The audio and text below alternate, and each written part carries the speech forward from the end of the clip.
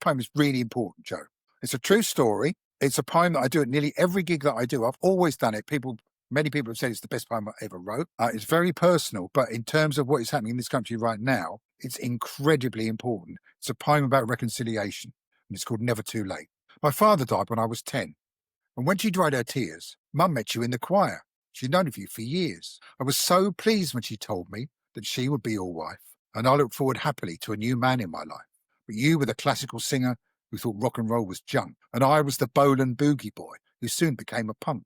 You were the civil servant for whom everything had its place, and I was the left-wing activist, out there and in your face. Yes, you were the head of the household, and I was the stroppy kid. We wound each other up for sure. We flipped each other's lid, but later, we both learned so much, and something new began. And here's a poem I wrote for you, you decent, gentle man. So I went off to my own life, left you and Mum to yours. A few words about football, then the sound of closing doors.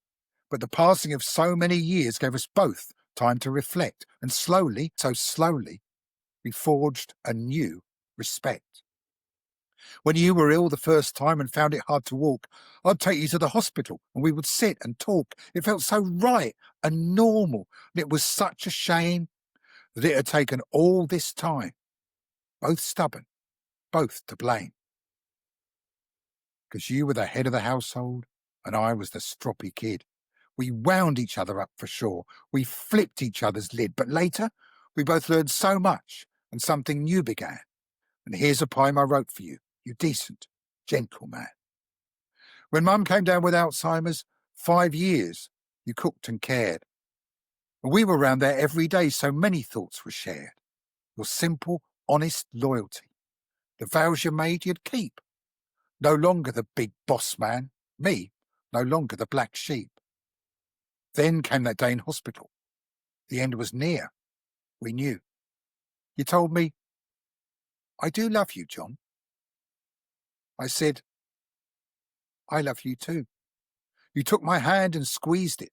Our eyes were filled with tears. The first time that we'd said that, it took 37 years, because you were the head of the household and I was the stroppy kid. We wound each other up for sure. We flipped each other's lid, but later we both learned so much and something new began. And here's a poem I wrote for you, you decent, gentle man. It's never too late, never too late, never too late to say you love someone. And if it wasn't too late for me and John, it's never too late for anyone.